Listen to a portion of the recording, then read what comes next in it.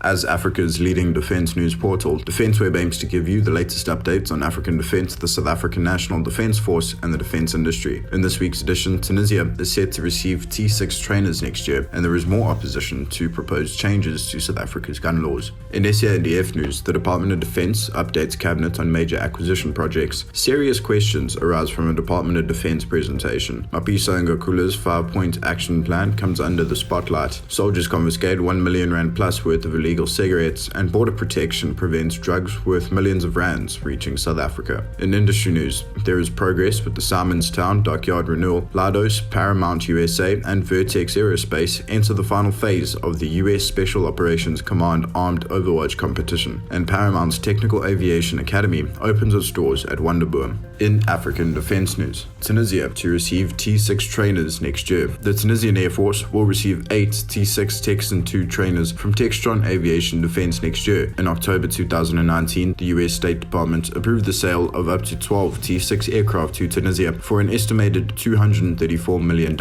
and in late 2020, the Tunisian Defense Ministry announced 8 T6C trainers were being acquired, in addition to the 4 AT-6C light attack aircraft. On the 11th of June this year, US Department of Defense announced that Textron Aviation Defense had been awarded a $12 million contract for long lead items and in-country basing survey for the 8 T-62 trainers for the Tunisian Air Force. Work is expected to be completed by October 2022 when the T-6Cs are delivered. More voices added to anti-gun law change lobby. Police Minister Bheki Cele's plan to stop South Africa's owning firearms for self-defense continues to be criticized, with political parties and think tanks adding more opposition to the move. As criticism increases, digital publication Business Insider reported police are set to destroy 15,000 guns. The weapons were apparently either surrendered or forfeited to police under a firearms amnesty in place since January. The publication notes changes proposed for the Firearms Control Bill will not make provision for relicensing surrendered firearms, adding, even more controversial is the bill's aim to rule out self-defense as a valid reason to own a gun. The question posed in a News 24 poll drew a resounding yes to, do you believe gun ownership should be allowed for self-defense? 88% of just on 23,000 responses were yes. In SANDF news, DoD updates cabinet on major acquisition projects. Project Hoofvester for the new Badger infantry fighting vehicles for the SA Army is not feasible in its current form, and there is concern Projects Bureau and Hotel for new SA Navy vessels will not be fully funded, the Department of Defense has said. In a presentation to the Portfolio Committee on Defense and Military Veterans (PCDMV) at the beginning of May, Secretary for Defense Gladys Kodjo outlined the DoD's goals and challenges. She said a budgetary review recognizes that Project Hoofvester is not feasible for Denel, Arms Corps, or the DoD in its current form. According to the DoD's presentation,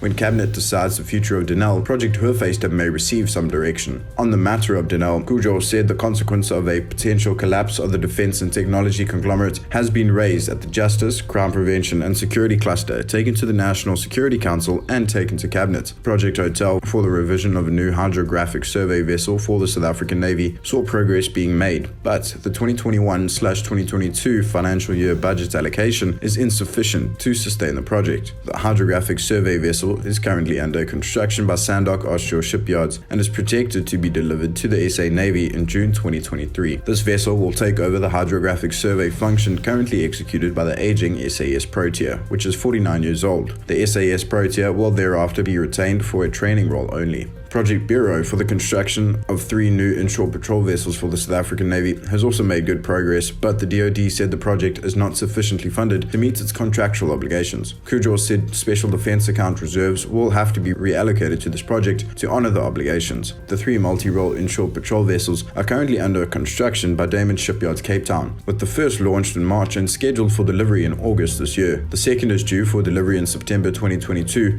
with the third in June 2023. The operating costs of the new vessels is to be offset through the phased decommissioning and placement into reserve of current obsolete vessels. The offshore patrol vessel, SAS Galashewe, has already been placed in reserves, with the SAS Isaac Dioba to be placed in reserves by September 2021 and SAS Makanda by January 2023. The DoD said it is expected that no additional cost of employee expenditure will be involved. It is planned that the new vessels will be operationally available for force preparation and force employment from their commission dates. Contributing contributing significantly to the SA Army's planned annual Sea Hour target. Serious questions arise from Department of Defense presentation. The Department of Defense's spending on salaries, the shrinkage of the Special Defense account, and ability to pay for urgent equipment upgrades were some of the areas of concern highlighted by opposition political parties following a Department of Defense presentation to the Portfolio Committee on Defense and Military Veterans, or PCDMV. In early May, the Department of Defense briefed the PCDMV on how the department is doing and what its goals are. The Secretary for Defense, Gladys Kujo, warned that the DoD should not expect growth in the budget allocation, requiring the DoD to adjust its spending in such a manner that it will still provide the requisite services in its mandate. Kujo acknowledged that the discontinuation of the Special Defense account during the 2021/2022 fiscal year will adversely impact the capability, sustainability, and modernization of defense prime mission equipment and the defense industry. The shrinking defense budget, which stands at 0.95% of the GDP, means most money is being spent on the compensation of employees. Reduced funding and aging legacy systems means a lot of equipment is becoming increasingly difficult and costly to maintain and repair.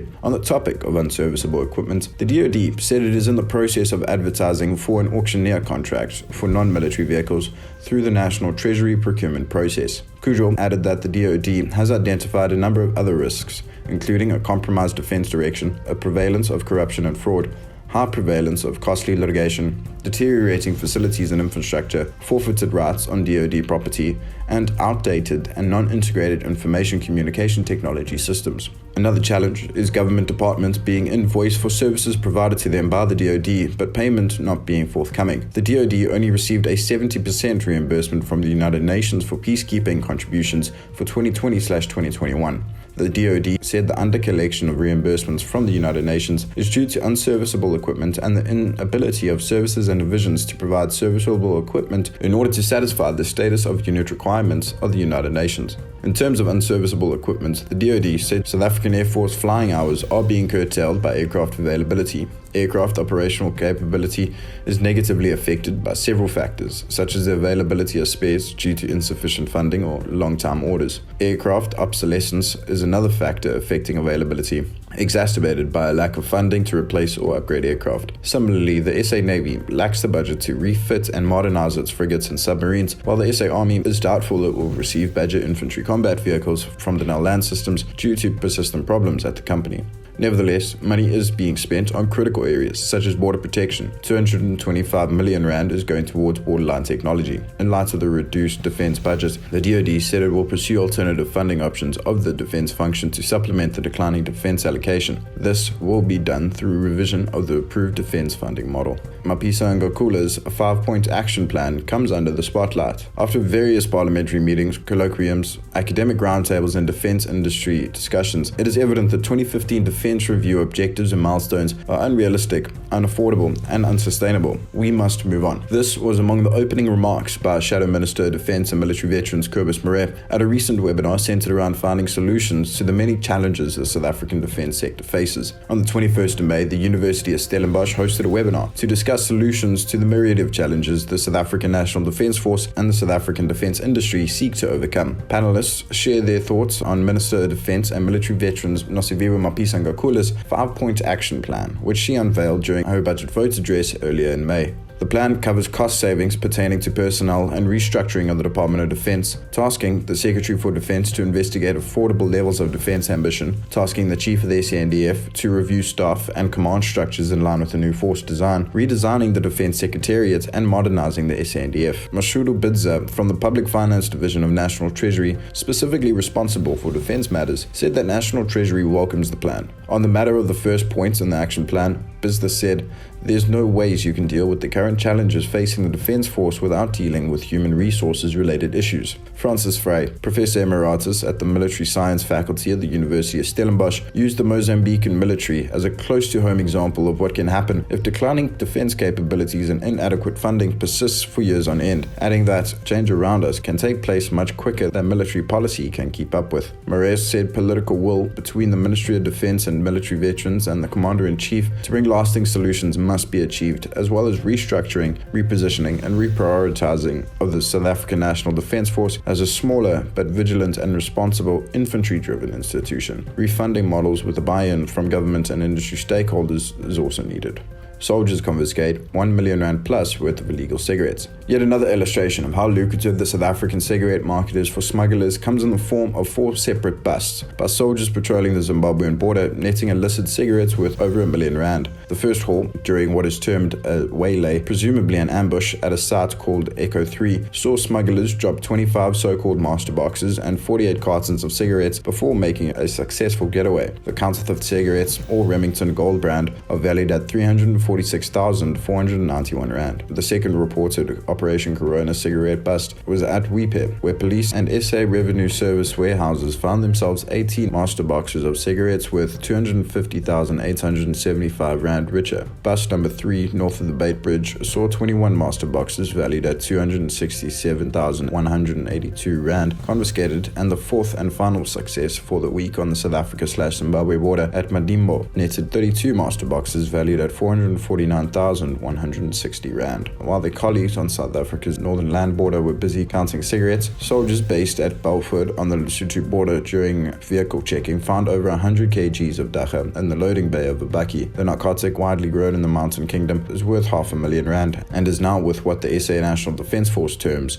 the relevant authorities, awaiting destruction. Border protection prevents drugs worth millions reaching South Africa. People seeking a better life than what is on offer in their own countries continue illegal pilgrimages to South Africa, as evidenced by the May figure of 1,259 undocumented persons being stopped by soldiers on the country's land borders. In May, soldiers posted on SA's land borders with Lesotho, Limpopo and Mpumalanga prevented over 1,000 people from reaching destinations in South Africa. Those apprehended and handed to police and Department of Home Affairs officials for further processing represent 10% of the number of illegal immigrants nabbed during Operation Corona work in the first quarter of the year. And in industry news, progress with dockyard renewal. The Simonstown dockyard, now in its 3rd year of Arms Corps management, has made significant progress with its renewal strategy. According to Arms Corps Chief Executive Solomisi Mbada, the dockyard is the SA Navy Maintenance Repair Authority responsible for the upkeep of the fleet, from frigates, offshore patrol vessels and submarines through to harbour patrol mine countermeasures and other smaller hulls. Since adoption of the renewal strategy in 2018, we have seen improvements in the overall operation of the facility, revival of lost capabilities, retaining skilled workforce, expenditure and operational efficiencies are some notable milestones, Mbada said. Expanding on renewal at the dockyard, once the driver of an effort by Denal to set up a maritime division, the newsletter notes, despite challenges, the dockyard continues implementation of the renewal strategy to make the facility a sustainable and effective maintenance and repair support service to the maritime service of the SA National Defence Force. Importantly, the strategy aims to eliminate the financial deficit by embarking on commercial activities to generate income. Renewal achievements to date include a spray booth to support the internal combustion engine workshop and a grit blasting booth supporting a drive to preserve the environment and reduce the cost of consumables as it enables grit recycling. Leidos, Paramount USA and Vertex Aerospace enter the final phase of SOCOM's armed Overwatch competition. Leidos has announced that its team, which includes Paramount USA, has been selected to enter the final phase of the US Special Operations Command Overwatch aircraft flight demonstration program, which could see around 75 aircraft being acquired. Leidos, Paramount USA, a subsidiary of Paramount Group, and Vertex were among 5 teams awarded a total of $19.3 million for prototype demonstrations and will advance the Bronco 2 aircraft to the Phase 3 operational prototype demonstration from June this year. The Bronco 2 is the US variant of the Arlac/Maui that is being manufactured at Paramount's Wonderboom factory. The other teams are Textron Aviation Defense with its AT-6E Wolverine, L3 with its AT-802U Skywarden, MAG Aerospace with its MC-208 Guardian, and Sierra Nevada Corporation with its M28/C145 Wile E. Coyote. Special Operations Command on the 14th of May announced the contract awards for demonstrations which will be carried out at Eglin Air Force Base in Florida between the 14th of June and the 23rd of July. The command is looking to budget $101 million for the first new light attack aircraft, with another 10 per year for the next 7 years. Paramount Technical Aviation Academy opens doors at Wonderboom. Paramount Aerospace Systems Technical Aviation Academy has relocated to Wonderboom National Airport from Polokwane and is now adjacent to the company's aircraft manufacturing facility. Paramount said for the next generation of young Africans looking for a career in aviation, prospective students of the academy are encouraged to register and join for the 1st of July 2021 intake. Paramount Group originally launched its Technical Aviation Academy in Polokwane and has from its inception offered internationally recognized aviation courses. to train Africa's future aircraft technicians as demand for these professionals continues to scale across the continent and around the world. Thanks for listening to the podcast. For the latest leading and trusted news in defense, aerospace, and maritime security, like and subscribe to our social media channels. We are on Facebook, LinkedIn, Twitter, Instagram, and YouTube. Be sure to subscribe to our newsletter and have the latest aerospace, defense, and security developments delivered to your inbox. Stay safe, and we'll see you next week.